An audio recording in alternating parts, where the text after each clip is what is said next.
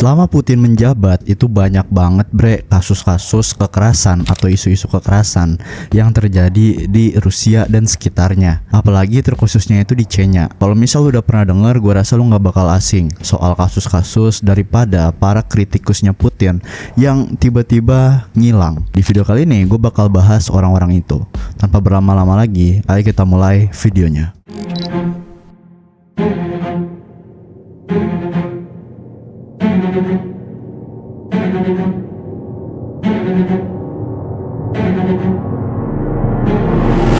Anna Politkovskaya. Jadi tepat tanggal 7 Oktober 2006 Anna ini ditembak mati dan lu tahu yang paling bikin merindingnya itu apa? Yaitu adalah hari ulang tahunnya si Putin. Mungkin kebetulan gitu ya, tapi yang terjadi setelahnya ini benar-benar bisa bikin warga Rusia tuh tercengang semua waktu itu. Karena bukan cuma Anna doang yang hilang atau dibungkam setelah ngeritik Putin. Tapi kita mulai dari ceritanya dia dulu deh. Anna itu bukan sekedar kritikus pemerintahan. Dia ini ancaman nyata dan buat beberapa orang di Rusia, ngebunuh dia itu dianggap sebagai langkah yang perlu ibaratnya. Emang sadis sih, tapi emang gitu kenyataannya. Orang-orang tuh mandang dia, orang-orang pemerintahan Rusia mandang dia tuh kayak gitu. Dari awal 2000-an dia ini udah getol banget ngebongkar kekerasan dan korupsi brutal yang terjadi di Chechnya. Dia nggak cuma nyalahin pemberontakan atau kelompok-kelompok radikal, tapi langsung nuding aparat militer Rusia dan pemerintahan boneka yang dipimpin sama Ahmad Kadyrov dan anaknya Ramzan. Dan kayak yang udah bisa lu tebak, tulisan-tulisan yang dia hasilin itu banyak bikin pihak-pihak panas, pihak atas-atas. Waktu dia lagi ngejar liputan soal pembantaian dan penyiksaan yang dialamin sama warga sipil, salah satunya seorang nenek yang dipukulin, ada kasusnya tuh, disetrum juga, terus juga dikurung di dalam lubang selama hampir 2 mingguan. Anna abis itu langsung diculik di Chechnya setelah nulis soal kasus itu. Disiksa, diinterogasi, dihina, bahkan disiksa dengan simulasi eksekusi pakai peluncur roket BM-21 Grad. Dia dikasih teh yang ternyata udah dicampur racun sampai muntah-muntah. Bahkan salah satu penyiksanya itu nyoba nyerang dia secara seksual tapi dia lawan balik. 3 jam siksaan brutal di tengah malam itu akhirnya berakhir. Anna dibebasin, tapi semua rekaman dan data laporannya itu dirampas. Hilang pokoknya, habis. Tapi bukannya takut dan mundur, dia ini malah makin maju, malah makin berani. Dia terus buka-bukaan soal kebrutalan perang Chechnya dan juga soal Putinnya itu sendiri. Buku yang dia tulis yaitu Putin's Rusia itu meledak di barat. Dia nyeritain gimana Putin ini bener-bener ngidupin lagi gaya kediktatoran Soviet, lengkap dengan sensor, penyiksaan, dan pembungkaman oposisi. Bukunya itu bukan cuma dibaca sama orang awam, tapi bikin banyak pejabat tinggi ngerasa kegegeran. Dan kayak biasa, kalau elu terlalu keras ngelawan, ada harga yang harus elu bayar. September 2004, Anna dapat peringatan lagi. Dia mau terbang ke Beslan buat bantu negosiasi waktu ada penyanderaan massal di sekolah. Lebih dari 1.000 orang tuh disandra waktu itu. Tapi pas di pesawat, dia minum teh yang dikasih pramugari dan langsung jatuh pingsan. Racun lagi. Untungnya dia tuh masih selamat. Tapi dari situ dia udah yakin banget dia diawasin. Tapi bukannya mundur, dia malah makin keras. Karena menurut dia kalau dia berhenti sekarang, semua orang yang udah dibungkam itu bakal sia-sia perjuangannya. Puncaknya itu ketika dia minta ketemu langsung sama Ramzan Kadyrov. Lu bayangin coba ketemu langsung sama orang yang dituduh nyiksa dan ngebunuh rakyatnya sendiri. Waktu itu Ramzan masih jadi Perdana Menteri Chechnya. Ketemuan itu gila sih. Salah satu asistennya bahkan bilang ke Anna kalau dia ini pantasnya udah mati ditembak di jalanan Moskow. Dan Ramzan sendiri dia bilang ke Anna kalau Anna ini adalah musuh yang harus dibunuh. Gila gak tuh? Beberapa bulan setelah pertemuan itu, tanggal 7 Oktober 2006, Anna ditemukan tewas di lift apartemennya di pusat kota Moskow. Ditembak di dadanya, bahu, dan 1 peluru nempel di kepalanya. Eksekusi jarak dekat. Dan ya itu ulang tahunnya Putin gitu, bikin banyak orang langsung nuding dia. Tapi kayak biasa, Putin ngeluarin pernyataan resmi. Dia menyesalkan pembunuhan itu. Klise kan? Dan yang lebih ngenes juga, ternyata hari itu Anna mau nerbitin artikel tentang penyiksaan brutal yang dilakukan milisi Chechnya yang loyal sama Kadyrov. Orang-orang yang dikenal sebagai Kadyrovites.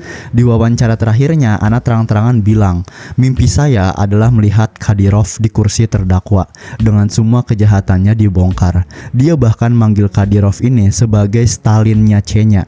Banyak orang percaya kalau Kadyrov atau orang-orangannya ini yang ada di balik pembunuhan Anna.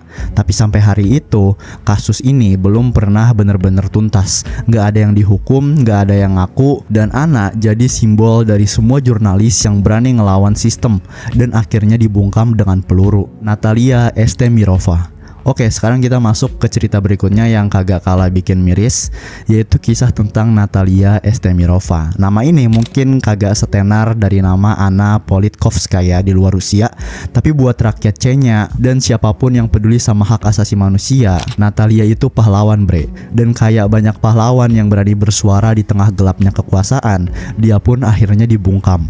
Brutal, cepat, dan seolah semua orang udah tahu kalau endingnya, bahkan sebelum dia ini dijemput pagi itu. Jam setengah 9 pagi, tanggal 15 Juli 2009, Natalia keluar dari apartemennya di Grozny, ibu kota Chechnya. Sehari-hari dia tuh jalan kaki ke halte bis buat pergi kerja. Rutinitas yang biasa kan, kagak ada yang aneh. Tapi pagi itu bukan pagi yang biasa. Dia baru aja nginjek aspal. 4 orang bersenjata udah nunggu, kagak ada basa-basi. Mereka narik Natalia, mereka masukin dia ke mobil, terus tancap gas ninggalin lokasi. Dalam hitungan menit mereka udah keluar dari Grozny, nyebrang ke Ingushetia, republik tetangga yang bahkan lebih sunyi dan kagak terjamah hukum. Di sana mereka berhenti, nurunin Natalia, dan tanpa banyak drama mereka tembak dia 5 kali, kepala dan dadanya. Tewas di tempat tuh orangnya. Dompet, paspor, dan tubuhnya ditinggal begitu aja di tanah yang pelan-pelan dipenuhi darahnya sendiri. Cuman butuh beberapa detik buat ngabisin 1 nyawa bre. Tapi alasan mereka ngelakuinnya karena Natalia ini nggak bisa diam ngelihat kekerasan yang terus-terusan ditutupin di Chechnya. Karena dia berani berdiri di hadapan salah satu sekutu terdekatnya Putin, yaitu Ramzan Kadyrov. Sejak awal tahun 2000-an, Natalia udah aktif di organisasi hak asasi manusia Memorial. Dia ini bukan jurnalis, tapi kerjaannya bahkan lebih ngeri, ngedokumentasi semua kekejaman yang dilakuin aparat Chechnya. Dia kuliah sejarah di Universitas Grozny, dan gelar itulah yang akhirnya ngebawa dia jadi aktivis utama Memorial di kawasan itu. Kerjaannya bukan cuma nulis laporan, tapi nyimak satu persatu kisah pilu yang masuk tiap hari ke kantornya. Ibu-ibu datang dengan mata sembab, cerita soal anak mereka yang tiba-tiba hilang, suami yang ditembak di depan rumah, rumah yang dibakar pas tengah malam. Semua kisah yang buat orang lain cuman berita di halaman belakang koran, tapi buat Natalia itu fakta yang harus dia ingat. Dia ngirim semua laporan itu ke media lokal, ke kejaksaan, bahkan ke lembaga internasional. Bukan karena dia yakin bakal ada keadilan, tapi karena kebenaran itu tetap harus punya tempat meskipun kecil. Salah satu kasus paling gila yang pernah dia urus itu soal seorang cewek, yaitu Madina Yunusova. Usianya tuh baru 20 tahun bre. Dituduh ngerencanain pembunuhan terhadap Kadyrov. Beneran atau enggaknya kagak ada yang tahu pasti, tapi hasil akhirnya tragis. Madina, suaminya, dan orang tuanya itu semua dibantai dalam satu malam. Satu keluarga dihapus kayak noda di kertas. Dan Natalia sendiri bukannya takut, malah makin keras bersuara. Dia nulis laporan-laporan itu, kerjasama sama Amnesty International, Human Rights Watch, dan jadi sumber utama banyak jurnalis asing yang bahkan ogah nginjek Chechnya karena terlalu berbahaya. Tapi semua exposure itu, semua keberaniannya akhirnya ngebawa dia ke titik yang udah gak bisa mundur lagi. Maret 2008, Natalia dipanggil langsung sama Ramzan Kadyrov. Kalau lu gak kenal siapa dia, cukup tahu satu hal aja bre, kalau dia ini megang Chechnya dengan tangan besinya, dan dia bisa ngebikin lu hilang dalam semalam tanpa ada yang nanya. Mirip-mirip kayak Orba lah. Dalam pertemuan itu, Kadyrov katanya tuh kagak seneng sama laporan-laporannya Natalia, terutama yang soal aturan baru dia yang maksa semua perempuan di Chechnya itu buat pakai jilbab. Natalia kagak terima pemaksaan itu, dan dia bilang langsung. Tapi ya kayak yang bisa ditebak, pertemuan itu nggak ngubah apa-apa, malah makin ngeruncingin posisinya dia. Beberapa bulan kemudian Natalia tewas, diculik, dibawa ke perbatasan, dan ditembak kayak anjing liar. Dan seperti biasa, Kadyrov ngeluarin pernyataan kalau dia ini mengecam pembunuhan itu. Dia menyesal seseorang bernama Natalia ini terbunuh, dan bilang kalau pembunuh Natalia itu cuma pengen nyorot buruk namanya. Putin juga ikut komentar, janji kalau pelaku ini bakal ditemukan. Tapi ya lu tahu sendiri, sampai sekarang kagak ada yang benar-benar dihukum. Orang satu-satunya yang pernah dicurigai ikut dalam pembunuhan Natalia ini malah tewas beberapa bulan kemudian. Dan ini ngebuat jejaknya itu jadi bersih, hilang, selesai. Kisah Natalia adalah salah satu dari banyak cerita soal orang-orang yang berani ngomong keras di negeri yang lebih milih keheningan. Dan setiap kali satu suara dibungkam, yang tertinggal itu cuman kenangan dan rasa takut yang makin hari makin menebal. Stanislav Markelov dan Anastasia Baburova. Oke, kita lanjut lagi, dan kali ini ceritanya makin gelap, bre. Ini soal dua orang yang berani berdiri melawan sistem, berdiri di tengah-tengah arus kekuasaan dan ekstremisme, dan dibayar dengan nyawa mereka sendiri. Nama mereka adalah Stanislav Markelov dan Anastasia Baburova. Dua orang yang mungkin kagak pernah lu denger di berita-berita yang ada di berita lokal kali ya. Tapi kisah kematian mereka itu bikin jantung berhenti sesaat. Bukan cuman karena mereka ini dibunuh, tapi karena caranya itu terang-terangan banget. Siang bolong cuman beberapa langkah dari jantung kekuasaan Rusia, yaitu Kremlin. Tanggal 19 Januari 2009, Moskow lagi dingin-dinginnya. Stanislav, seorang pengacara HAM yang sering ngebela aktivis kiri dan wartawan yang dikejar-kejar pemerintah, baru aja keluar dari konferensi pers. Dan kayaknya dia ngerasa itu hari yang biasa aja. Tapi cuma dalam hitungan menit setelah dia jalan kaki keluar dari gedung itu, sebuah pistol dibuka. 9 peluru langsung ke tubuhnya. Kagak sempat lari, gak sempat mikir, dia tewas di tempat. Anastasia Baburova, jurnalis muda yang lagi bareng sama dia waktu itu, langsung panik dan nyoba nolongin. Tapi penembaknya kagak peduli, dia nembak lagi. Kali ini ke belakang kepalanya Anastasia. Dia pun roboh. 2 orang, 2 nyawa, 1 pesan. Jangan pernah sok berani ngelawan sistem. Apalagi kalau lu anti-fasis, anti-rezim, dan ngasih suara ke orang-orang yang coba dibungkam. Anastasia itu bukan sekedar jurnalis. Dia ini aktif di gerakan anarkis dan lingkungan hidup.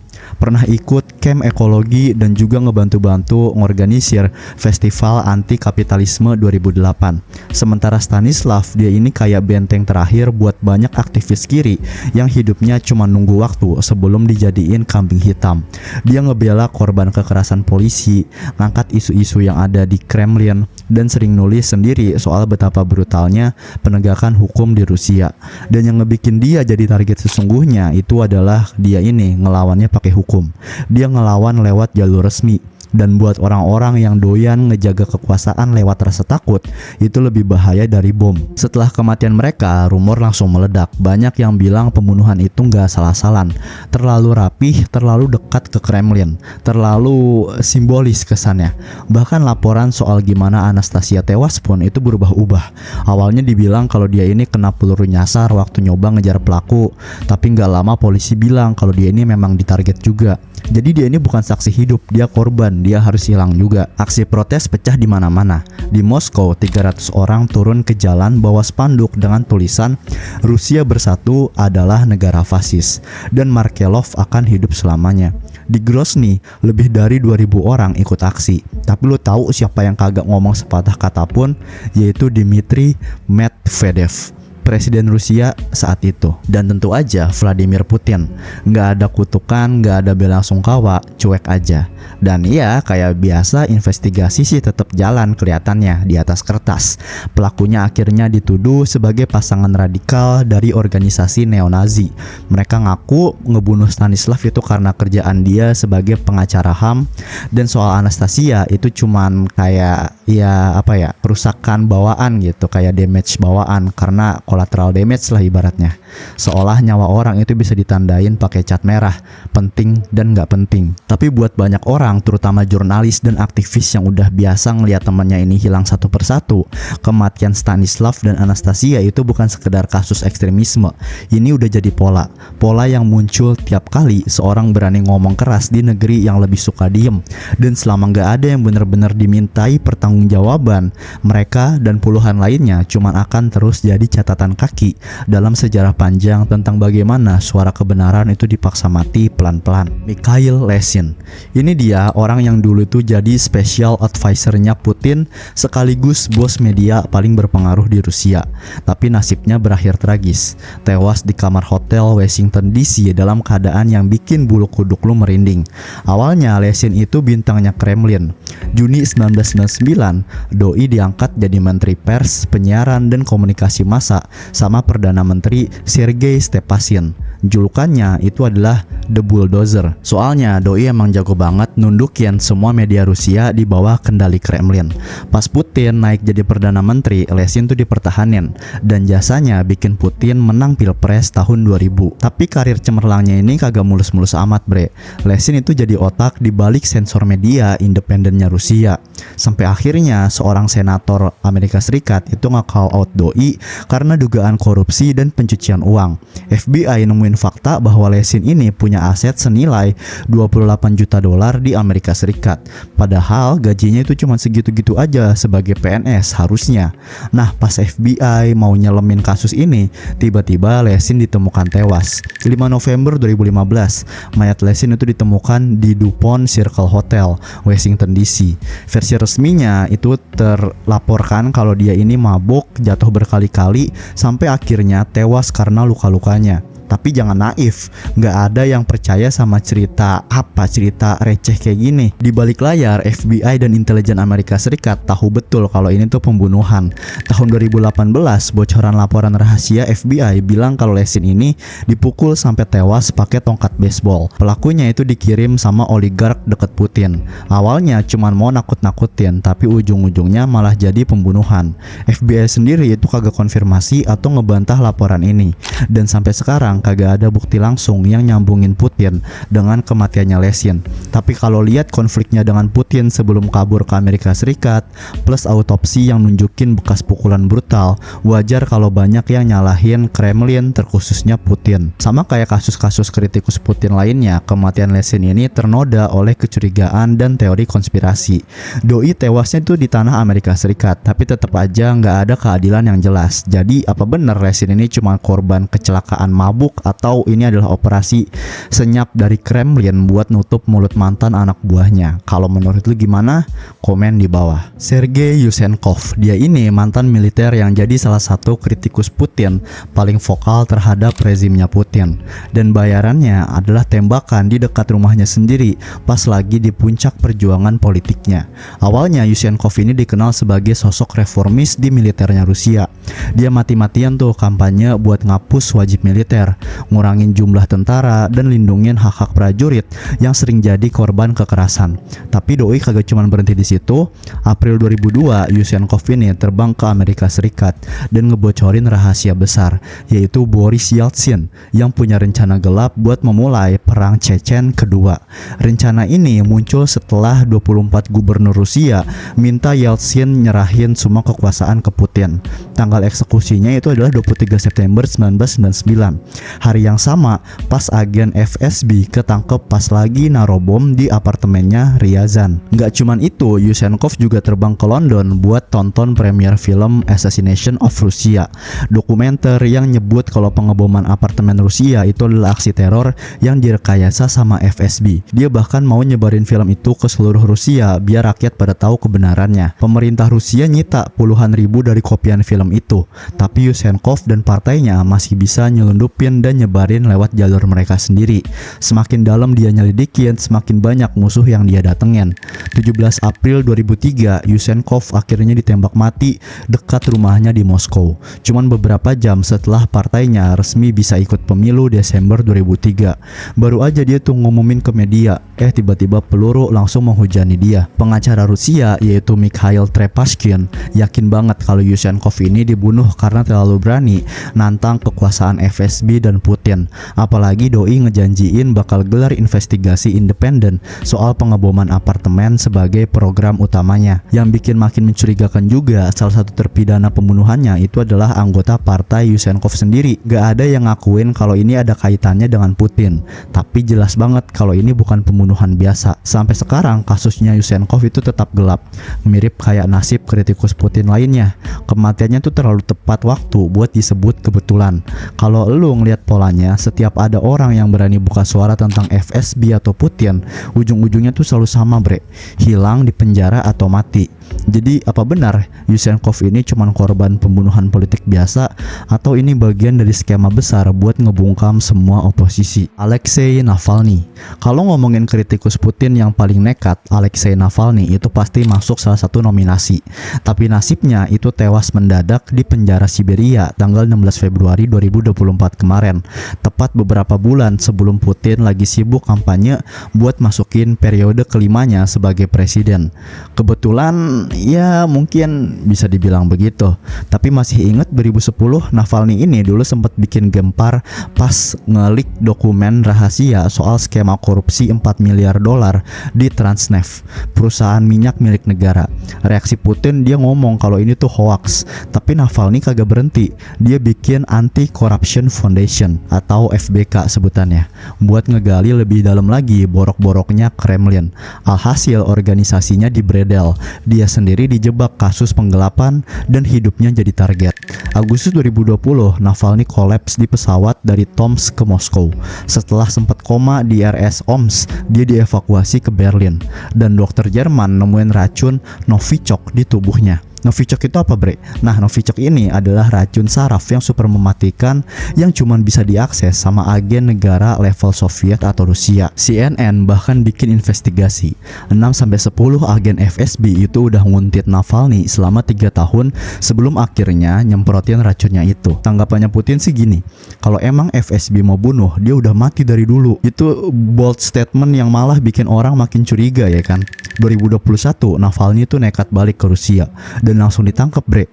Tuduhannya itu adalah bikin komunitas ekstremis, danai aktivitas teroris, dan seabrek pasal karet lainnya. Divonis 19 tahun penjara, dia masih sempat ketawa-ketawa di persidangan lewat video call 2 hari sebelum akhirnya dia tewas. Lalu tiba-tiba dia lemes dan meninggal tanpa tanda-tanda sakit sebelumnya. Keluarga nggak boleh ngelihat jenazahnya dan otoritas penjara cuman bilang kalau dia ini pingsan terus kagak bangun-bangun lagi. 100 orang lebih ditahan di seluruh Rusia cuman karena datengin vigil buat Navalny. Media independen diblokir, protes dipukulin polisi. Pemilu Maret 2024 itu semua lawan politik Putin entah di penjara, dibungkam, atau mati. Biden dan pemimpin barat itu langsung nunjuk Putin sebagai dalangnya. Tapi ya elah, kita semua tahu skripnya ya kan. Udah apal dari kisah-kisah yang tadi gue ceritain. Kritikus Putin buka suara, tiba-tiba kena racun, tembak, atau mati yang dibilangnya kecelakaan. Kremlin bilang kalau itu bukan kami. Dunia ribut, lalu lupa setelah 2 minggu.